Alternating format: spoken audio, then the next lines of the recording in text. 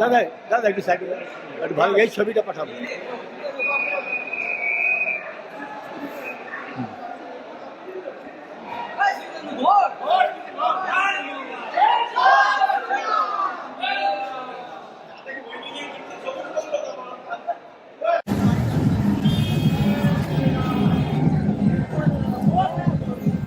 Aro, eso, que mudo beso. Eso, mudo beso. Mudo beso.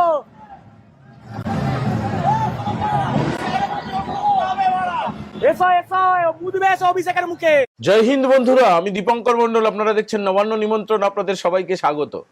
আমরা নবান্নের নিমন্ত্রণ জানিয়েছিলাম যাদেরকে, তারা নবান্নের দায়িত্ব নেবেন। প্রথম ভিডিওটাতে দেখলেন নবান্নের কি ছবি।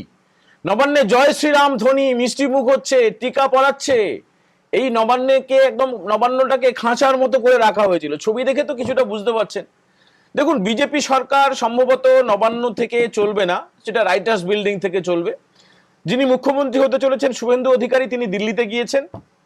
আর তারপরে কি ছবিটা দেখলেন, ভাইপো অভিষেক ব্যানার্জি তার ছবির ওপরে মূত্র বিসর্জন করছে। এত রাগ, এত ঘৃণা, এত ক্রোধ। গতকালকে গণনার দিনে অভিষেক ব্যানার্জি গিয়েছিল হেস্টিংসে, মুখে থুতু ফেলেছে। দাদা, থুতু ফেলেছে। হ্যাঁ, ঠিক শুনছেন, মুখে থুতু ফেলেছে। আর মমতা ব্যানার্জি তো বেরিয়ে এসে বললেন তাকে লাথি মেরেছে। এখন বুঝতে পারছেন কি অবস্থা? কে মূত্র ত্যাগ করছে, কে থুতু ফেলছে, কে লাথি মারছে। মানে আজকে সকাল থেকে জানেন তো, কালীঘাটে অভিষেক ব্যানার্জির বাড়ির সামনে আর ওই মমতা ব্যানার্জির বাড়ির সামনে তিনি আবার বলেছেন আমি রেজিগনেশন দেবো না, সে আলোচনায় পরে আসছি। বাড়ির সামনে পুলিশের যে ব্যারিকেড দেওয়া থাকতো, মানে ওই এলাকায় আপনারা জানেন যে যারা থাকেন তারা খুব ভালো করে জানেন, তাদেরকে যেতে আসতে, মানে চা পান করতে যাবে, সিগারেট কিনতে যাবে, পুজো দিতে যাবে, মন্দিরে যাবে, স্কুলে যাবে, কোনো ব্যবসার কাজে যাবে, বাড়ি থেকে বেরোলেই পুলিশের মুখোমুখি হতে হবে। আর বাইরে থেকে বাড়ি ফিরতে হলে পুলিশের মুখোমুখি হতে হবে। ওখানে থাকে গোটা রাস্তাটা বাবার রাস্তা। পার্থ চ্যাটার্জি টিকিট পায়নি, যে যার বান্ধবীর খাটের তলা থেকে কোটি কোটি টাকা, 50 কোটি টাকার বেশি উদ্ধার হয়েছিল, আরো অন্যান্য কিছু। তো তার বাড়ির রাস্তাও ব্লক করা ছিল। তারপরে যখন জেলে চলে গেল, তারপর থেকে ব্লকটা সরল। আর আজকে সকাল থেকে মমতা ব্যানার্জি আর অভিষেক ব্যানার্জির বাড়ির সামনে থেকে ওই পুলিশের প্রহরা উঠে গেছে। আর তাদের যে ঢপের যে Z+, যেটা এমনি এমনি কোনো দরকার ছিল না। ভাইপোকে একটা ভাইপো হওয়া, এটা এর জন্যই Z+। মানে আরো কিছু হলে আরো কি হতো, একে ভাইপো তার আবার Z+। তুমি ভাই 543টা এমপির মধ্যে একজন এমপি, তা তোমার Z+টা কিসের? কিসের এত ভয়? একদম চাকর বাকর নেতা যারা তোলামূল তোলাবাজি করে, তাদেরও সিকিউরিটি সব উঠে যাবে আস্তে আস্তে। ভাইপোর যেটা বোম ডিসপোজাল স্কোয়াডের যে সদস্যরা, তারা একদম কলকাতা পুলিশ থেকে জানিয়ে দেওয়া হয়েছে, তারা থাকবে না, আস্তে আস্তে করে সিকিউরিটি পুরো উঠে যাবে। আর পিসি বা আপা বা খালা বা বুবু বা ভাইপো, কি বলেন আপনারা পিসিকে আর কি, তো তারও সমস্ত সিকিউরিটি উঠে যাবে। আজকে তিনি একটা কত বড় বেহায়া মহিলা দেখুন, একদম নির্লজ্জ বেহায়া। মানে একে কি বিশেষণে বিশেষিত করা যায় আমি বুঝতে পারছি না। বলছেন আমি তো হারিনি, মিডিয়া সাবোতাজ করেছে, ইসিআই হারিয়ে দিয়েছে, সেন্ট্রাল গভর্নমেন্ট হারিয়ে দিয়েছে, আমি রাজভবনে যাব না। মানে লোকভবন নাম এখন, তাকে প্রশ্ন করা হয়েছিল। যদিও ওই প্রেস কনফারেন্সে কেউ প্রশ্ন করার সাহস দেখান নিজে। পিসি, আপনি তো বলেছিলেন যে 4 তারিখের পরে গলায় বুকে পোস্টার দিয়ে ঘুরতে হবে, আমি বিজেপি করি না। আর পাশে ভাইপো বসেছিল, মুখ কাঁচুমাচু, থমথম করছে, এই বোধহয় কেঁদে ফেললো, এই বোধহয় মাথা ঘুরে পড়ে গেল। মানে ভাইপোর অবস্থা ভালো না, ঘুমও হয়নি, একদম শরীরও মনে হয় কি করছে, আনচান করছে। অবশ্য হতে পারে যে কিছু একটা খাচ্ছে, খেয়ে দিয়ে কি এইসব হচ্ছে। আর এইসব দেখিয়ে কি বিদেশে যাওয়ার টিকিটটা কাটবে? চোখের ব্যথা জানি, কিন্তু আজকে গোটা মুখের যা অবস্থা। শোভনদেব চট্টোপাধ্যায় বসেছিলেন, দূরে দেখলাম ডেরেক ওব্রায়েন, আর দেখলাম আপনার ববি হাকিম, মানে যিনি মিনি পাকিস্তান বলেন, তিনি ছিলেন। চন্দ্রিমা ভট্টাচার্যকে দেখা গেল। তো মোট 7 জনের প্যানেল ছিল, তার মধ্যে কাউকে তিনি বলতে দেননি, মানে মমতা ব্যানার্জি প্রাক্তন মুখ্যমন্ত্রী, তিনি বলতে দেননি। তার মূল বক্তব্যটা হচ্ছে আমি হারিনি, আমাকে হারিয়ে দেওয়া হয়েছে। 207টা সিট এমনি এমনি ফ্লুকে বিজেপি পেয়ে গেছে। তাহলে তোমার দলের যারা যারা জিতেছে তারা কি ইস্তফা দিয়ে দেবে? তারা যাবে না তো বিধানসভায়? যাবে না তো? কি বেহায়া। তাকে জিজ্ঞেস করা হলো যে আপনি ইস্তফা দিতে যাবেন? কেন ইস্তফা দেবো? আমি ইস্তফা দেবো না, আমি হারিনি। আর দুদিন আগে খিস্তি করে গিয়েছিল রাহুল গান্ধী, তার নাম বললেন। আমি ওইসব কংগ্রেসের সঙ্গে আমার ইন্ডি জোটের পিন্ডি চটকানোর জন্য কেউ পাত্তা দেবে না। চারিদিকে যা ছবি দেখা যাচ্ছে। আচ্ছা বন্ধুরা, একটা ভিডিও আপনাদেরকে একটু দেখাই। একদম যেহেতু খুব কষ্ট করে জোগাড় করা, একদম কাউন্টিং সেন্টারে যখন ভবানীপুরের বিজেপি প্রার্থী যিনি মমতা ব্যানার্জিকে 15,000-এর বেশি ভোটে হারিয়েছেন, সেটা সরকারিভাবে ঘোষণা হচ্ছে, সেই মুহূর্তটার একটা ছোট্ট একটা ক্লিপ আপনারা দেখুন, ভালো লাগবে, দেখুন। ফলাফল ঘোষণার তারিখ ভবানীপুর 159 ভবানীপুর বিধানসভা কেন্দ্রে সমস্ত রাউন্ড আমাদের শেষ হয়ে গেছে। 20টা রাউন্ড শেষ হয়ে গেছে। পোস্টাল ব্যালট কাউন্টিং শেষ হয়ে গেছে। শেষ হয়ে যাওয়ার পর এখানে মাননীয় শুভেন্দু অধিকারী মহাশয় 15,105 ভোটে জয়ী হয়েছে।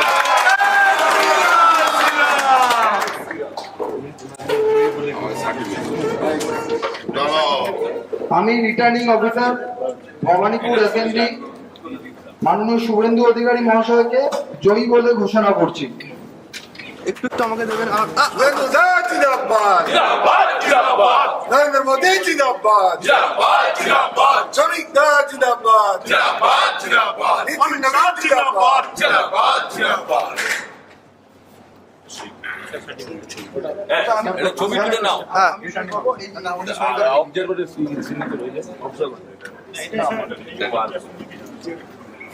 এটা তো আমার সই লাগে। এইরকম এইরকম এইদিকে দেখি, এইরকম এই দেখিয়ে দেখিয়ে হোল্ড হোল্ড। এটা নাও ভালো করে প্রতাপ। দেখুন এই ভিডিওটা কেন দেখালাম বলুন তো? এই ভিডিওটা তো পাওয়ার কথা না, মানে একটা এক্সক্লুসিভ ভিডিও।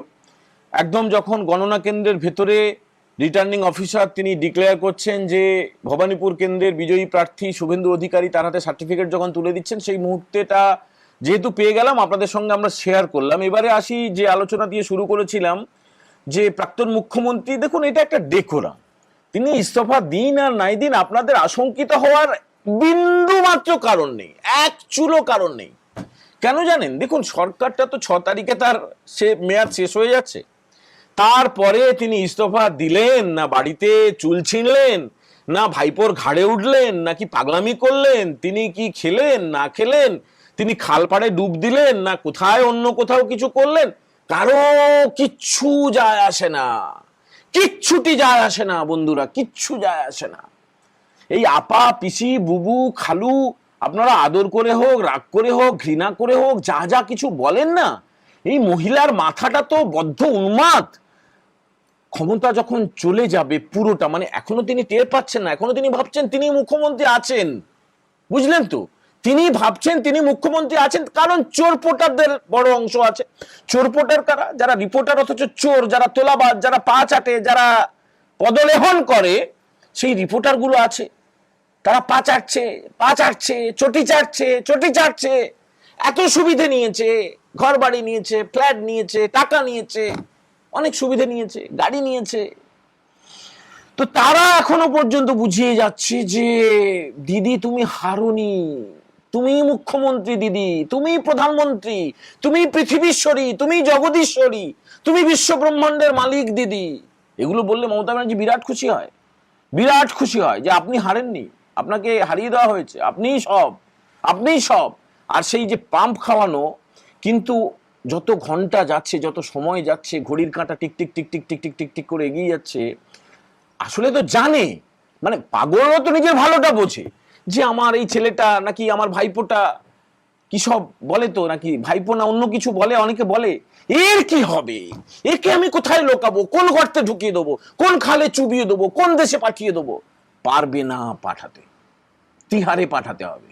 দেখুন এদের রংবাজিটা গতকাল পর্যন্ত ছিল, সেই রংবাজি দেখাতে গিয়ে পাবলিকের থুতু নিয়ে ফিরে এসেছে অভিষেক ব্যানার্জি, আর লাথি খেয়েছে মমতা ব্যানার্জি। এরপরে আজকে যে প্রেস কনফারেন্স করে বলে দিল, একটা চাপ রাখার, একটা ভাবলো বিরাট একটা ছক্কা মেরে দিয়েছি, বললো আমি রেজিগনেশন দিতে যাব না, তাতে তা কার কি হয়ে যায়, কারো চুল ছেড়া যায় না। এই মমতা ব্যানার্জি রেজিগনেশন দিক না দিক, শুভেন্দু অধিকারী এই মুহূর্তে দিল্লিতে আছেন, সেখানে একটা তাদের কমিটি রয়েছে, নিয়ম রয়েছে, আগে আলোচনা হয়ে গেছে, সিদ্ধান্ত হয়ে গেছে, গতকাল রাতে বলে দিয়েছি মুখ্যমন্ত্রী হচ্ছেন শুভেন্দু অধিকারী। তো সেইটা আনুষ্ঠানিকভাবে ঘোষণা হবে, কয়েক ঘন্টার মধ্যে ঘোষণা হয়ে যাবে, এতক্ষণে হয়তো হয়েও গেল কিনা জানি না। ঘোষণাটা আজকেই হওয়ার কথা। তারপরে রাজ্যপালের কাছে যাবেন তারা, গিয়ে তাদের যে 207 জন বিধায়ক তার চিঠি সেটা দেখাবেন। সংখ্যাগরিষ্ঠ দল ইলেকশন কমিশনের তরফেও আগামীকালকে সিইও যাওয়ার কথা, তিনিও একটা লিস্ট দিয়ে দেবেন কোন দল কত আসন পেয়েছে সরকারিভাবে জানানো হবে।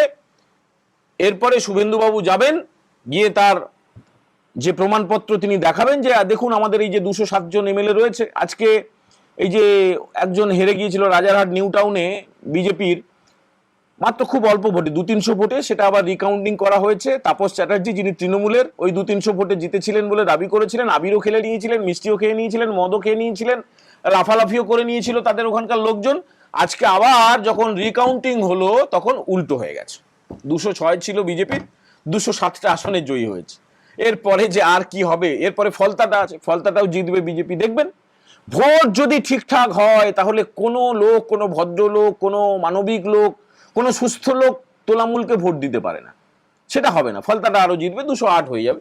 আর পরে যদি কেউ জামটাম করে আসে, ইতিমধ্যে তো শোনা যাচ্ছে বিভিন্ন পঞ্চায়েতের সদস্যরা বলে দিয়েছেন তারা বিজেপিতে চলে আসছেন, জেলা পরিষদের সদস্যরা বলে দিচ্ছেন, কোনো কোনো পুরসভার কাউন্সিলররা বলে দিচ্ছেন। এবার সরকারটা যখন গঠন হয়ে যাবে তারপরে দেখবেন বেশ কিছু জেলা পরিষদ তারা স্বেচ্ছায় স্বতঃপ্রণোদিতভাবে, বেশ কিছু পৌরসভা স্বেচ্ছায় স্বতঃপ্রণোদিতভাবে তারা বিজেপিতে চলে আসবে। লোকসভা ভোটের আগে মোটামুটি এগুলো কমপ্লিট হয়ে যাবে। আর খালা মমতা তিনি রেজিগনেশন দিক আর নাই দিন, তার রংবাজিটা রয়েছে, ঢপের একটা রংবাজি। আমরা কালকে সাখাওয়াত মেমোরিয়ালের গেটে যখন দাঁড়িয়েছিলাম গণনা কেন্দ্রের বাইরে, তখন ওই যে বুথগুলোতে এবং যে ওয়ার্ডগুলোতে হেরেছেন তার মধ্যে কাজুরি ব্যানার্জি অন্যতম, মমতার ভাই বউ কাজুরি ব্যানার্জি কাউন্সিলর। কাজুরি ব্যানার্জি যখন তিনি বেরোচ্ছিলেন তখন আমরা জিজ্ঞেস করেছিলাম, আমিও জিজ্ঞেস করেছিলাম যে আচ্ছা ওই ডিজেটার কি হলো, ডিজে বাজবে, ডিজে বাজাবেন? ও বাবা, উনি আবার ঘুরে দাঁড়ালেন, ঘুরে দাঁড়িয়ে আপনি ডিজে শুনতে চান? আমি বললাম হ্যাঁ চাই। তাহলে ডিজে আমি শোনাতে পারি। আপনি কোথায় শোনাবেন, প্রেসিডেন্সি জেলে নাকি তিহার জেলে? জেলের মধ্যে ডিজে শোনাবেন? ভিডিওটা একটু দেখুন, ভিডিওটা একটু দেখে নিন। কাজুরি ব্যানার্জি ডিজে কোথায়? ডিজে, এই কাজুরি ব্যানার্জি ডিজে কোথায়? DJ DJ DJ DJ DJ DJ কোথায়? ডিজে কোথায়? ডিজে কোথায়? এখনো ডিজে বাজানোর ইচ্ছা আছে? এখনো ইচ্ছা আছে? এখনো ইচ্ছা আছে? জেলে বাজাবেন, জেলের মধ্যে বাজাবেন।